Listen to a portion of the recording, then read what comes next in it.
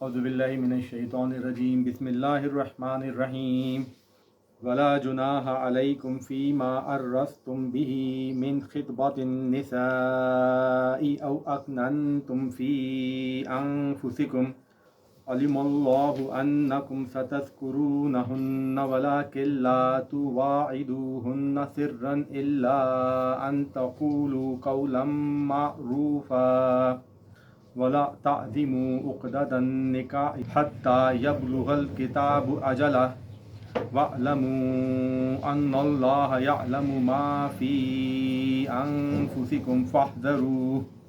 واعلموا أن الله غفور حلیم۔ ابھی ہم نے تلاوت کی ہے سورہ بقرہ کی آیت نمبر 235 کی۔ اس میں اللہ تعالیٰ نے فرمایا اور نہیں کوئی گناہ تم پر اس میں سے جو تم نے عرض کیا، ساتھ اس کے خطبۃ النساء عورتوں کو پیغام، او اکننتم یا تم نے چھپایا، فی انفسکم اپنی جانوں میں یا اپنے نفسوں میں، علم اللہ انکم جانتا ہے اللہ تعالیٰ یا ظاہر کر دیا اللہ تعالیٰ نے یہ کہ تم ستذکرونہن ان قریب ذکر کرو گے ان عورتوں سے، وَلَٰكِن لَا تُوَاعِدُوهُنَّ اور لیکن نہیں تم نے وعدہ کرنا ان عورتوں سے سرًا چھپ کر، الا مگر ان تقولوا قولا معروفا یہ کہ تم کہو یا بات کرو ان سے اچھی سیدھی بات یا دستور کے مطابق، ولا تعزموا عقدۃ النکاح اور نہ تم عزم کرو ان سے نکاح کا، یا پھر نہ تم پکا ارادہ کرو ان سے نکاح کا یہاں تک کہ پہنچ جائے الکتاب اجلہ۔ الکتابو کا مطلب یہ ہے کہ جو لکھا ہوا ہے، جیسے ہم بات کرتے ہیں کتبہ علیکم الصیام، کتبہ علیکم القتال، کتاب کا مطلب یہاں پہ ہے کہ جو قانون بن گیا ہے وہ جب تک اپنی مدت کو نہ پہنچ جائے تم ان سے نکاح کی بات نہ کرو۔ وَاعْلَمُوا أَنَّ اللَّهَ يَعْلَمُ مَا فِي أَنفُسِكُمْ فَاحْذَرُوهُ اور جان لو یہ کہ اللہ تعالیٰ جانتا ہے جو تمہارے نفسوں میں ہے یا جو تمہاری جانوں میں ہے، بس اسی سے ڈرو، یعنی اللہ تعالیٰ ہی سے ڈرو، اور جان رکھو یہ کہ اللہ تعالیٰ غفور حلیم ہے، اللہ تعالیٰ بردبار بخشنے والے ہیں۔ اللہ تعالیٰ کا شکر ہے کہ آج ہمارا ایک اور رکوع مکمل ہوا ہے، طلاق کی جو بات چل رہی ہے۔ اب جو بات تھی وہ یہ تھی کہ اللہ تعالیٰ نے ہم لوگوں کو یہ بات بتائی کہ میاں بیوی کا رشتہ دنیا کا ایک مقدس ترین رشتہ ہے اور ایک بنیادی ترین رشتہ ہے، اور یہ وہی رشتہ ہے جس کی شروعات کی اللہ تعالیٰ نے حضرت آدم علیہ السلام سے اور بیوی حوا علیہ السلام سے۔ اسی کے بعد بچے پیدا ہوتے ہیں، والدین بنتے ہیں، بنیاد ساری انسانیت کی یہی رشتہ ہے، اور اگر یہ رشتہ اچھا چل رہا ہو تو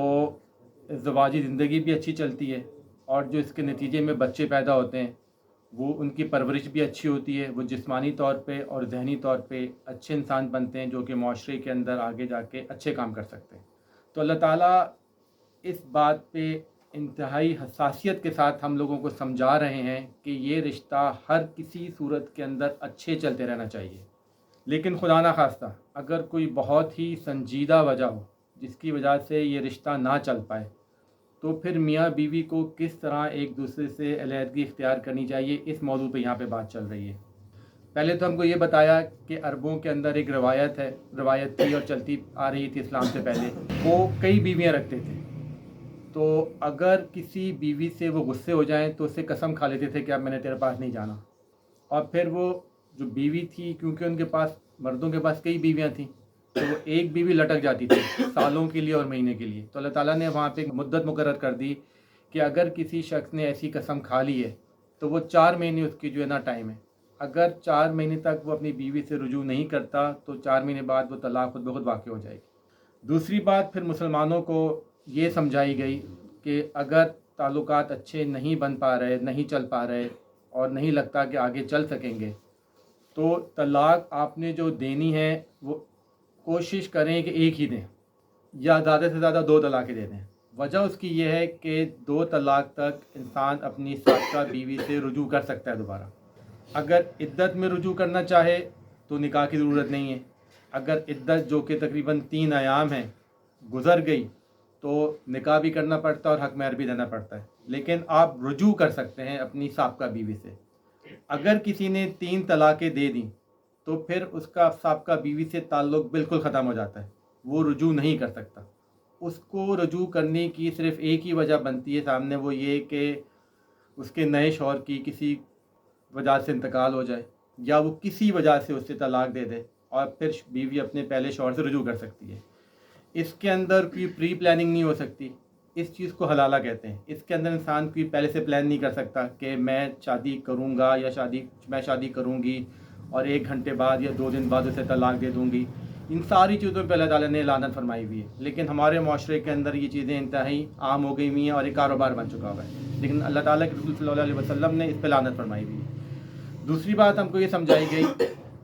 کہ شوہر کا بیوی پہ ایک حق زیادہ ہے. مطلب یہ نہیں ہے کہ مرد کا عورت پہ حق زیادہ ہے. حق ہوتا ہے رشتوں کے اوپر. جیسے والدہ کا درجہ انتہائی بلند ہے کیونکہ ان کا رشتہ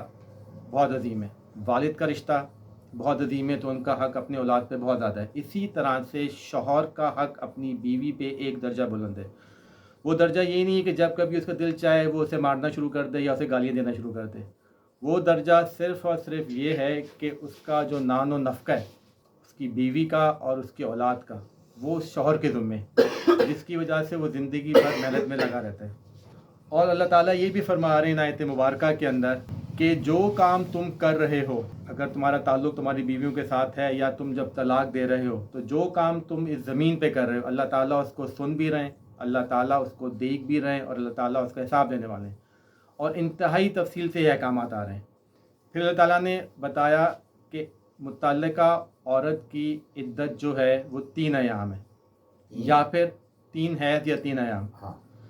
ایام عام طور پہ کہہ سکتے ہیں ہم لوگ حیض کا ایک پردہ والا لفظ ہے جو کہ تقریباً 90 دن بنتے ہیں. تو یا پھر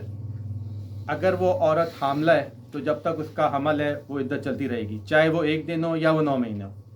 دوسری بات اللہ تعالیٰ نے یہ فرمائی کہ جو کچھ تم اپنی بیویوں کو دے چکے ہوئے ہو شادی کے دوران، جب تمہارے تعلقات ان سے بہت اچھے تھے، یا جو کچھ تمہارا حق مہر طے پا چکا ہوا ہے، وہ تم کسی بھی صورت میں ان سے طلاق کی صورت میں جب تمہارے تعلقات خراب ہو جائیں گے واپس نہیں لے سکتے. انتہائی بری اخلاقی کام ہے یہ، جو کوئی شخص ایسا یہ کام کرے. کیونکہ اگر آپ نے کسی کو تحفہ دے دیا ہے، کسی کو آپ نے کوئی چیز دے دی ہے، تو آپ کا واپس لینا سے بنتا نہیں ہے. لیکن آج کل ہم دیکھتے ہیں اس کے برعکس عدالتوں کے اندر پرچیاں جاتی ہیں کہ میں نے یہ دیا تھا، اس نے مجھے یہ دیا تھا، سب کا حساب کتاب ہوتا ہے. یہ ساری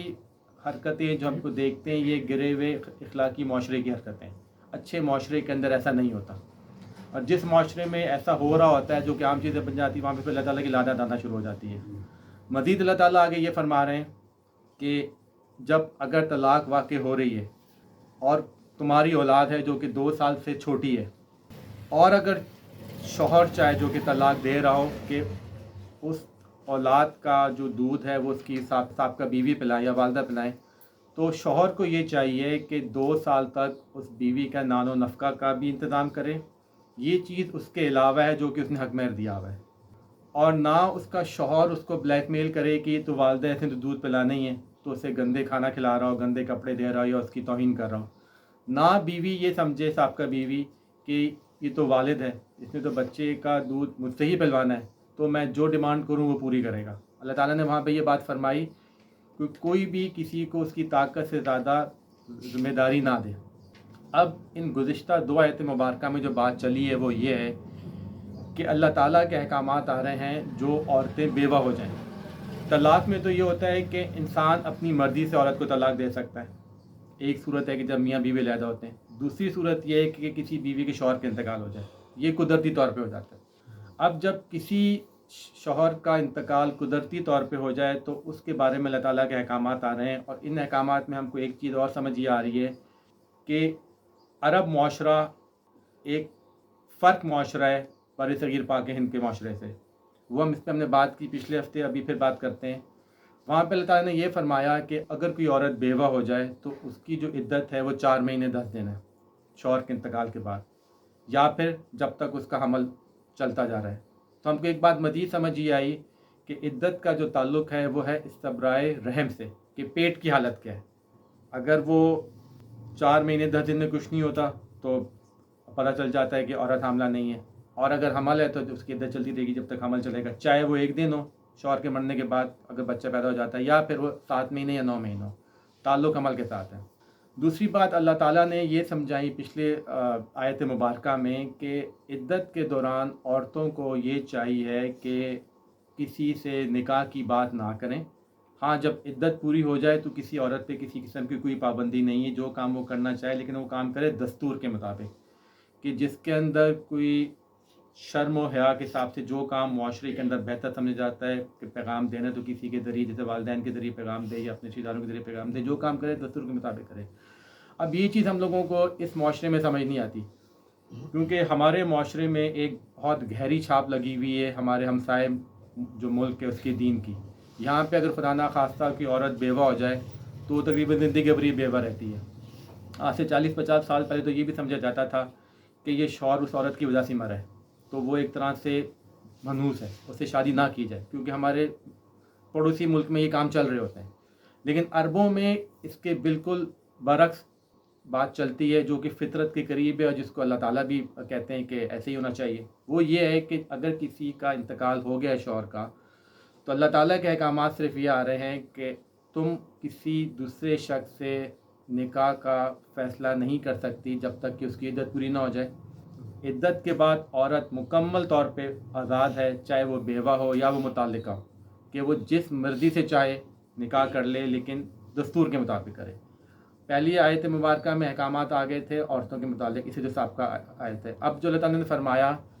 कि अगर किसी औरत का शौहर का इंतकाल हो गया है, तो जो लोग ख्वाहिशमंद हैं उस औरत से निकाह के लिए, उन लोगों को ये चाहिए कि वो इद्दत तक खुल के पैगाम ना दें कि हम आपसे निकाह करना चाहते हैं। उसकी वजह यह है कि औरत अमूमन शौहर के घर में रहती है, उसके घर वाले, एक शोक का माहौल चल रहा है, तो इस तरह से ये बातें दस्तूर के मुताबिक अच्छी नहीं समझी जाती। हाँ, जब तुम्हारा इद्दत पूरी हो गई है तो दस्तूर के मुताबिक तुम किसी के साथ जो ख्वाहिशमंद हज़रात हैं उनसे आप निकाह कर सकते हैं, क्योंकि अरबों में ये था कि जब किसी का इंतकाल हो जाता था या किसी के शौहर का इंतकाल आजकल भी हो जाता है, तो ख्वाहिशमंद लोग एक या दो से ज़्यादा भी हो सकते थे, तो वहाँ पे जल्दबाजी चल रही होती थी कि हम पहले पैगाम दे दें ताकि हमारी बातचीत हो जाए। ये चीज़ें चल रही हैं उस माशरे के अंदर। हम इस चीज़ का तसव्वुर नहीं कर सकते, क्योंकि यहाँ पे जो बेवा होगी वो तकरीबन ज़िंदगी भर ही बेवा रहती है। तो अल्लाह ताला के अहकामात आ रहे हैं कि जब तक इद्दत मुकम्मल नहीं होती आप इशारतन पैगाम दे सकते हैं कि जी अल्लाह ताला जो चाहेंगे बाद में हम कर सकेंगे। कोई अक़्द निकाह नहीं हो सकता, कोई बात फ़िक्स नहीं कर सकते। इद्दत के बाद आप औरत को, एक बात जो हमें समझ आती है कि औरत को रोकना भी नाजायज़ है, क्योंकि अगर आजकल भी हमारे माशरे में बेवा औरतें शादियां करने की कोशिश करती हैं 5 साल बाद या 10 साल बाद भी,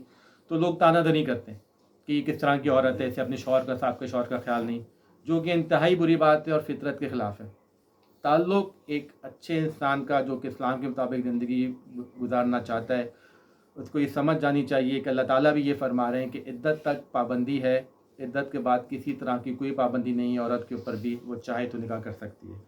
दूसरी बात अल्लाह ताला ने ये फरमाई, और जो काम तुम कर रहे हो अल्लाह ताला से डरो, क्योंकि अगर तुम कोई कानून को तोड़ोगे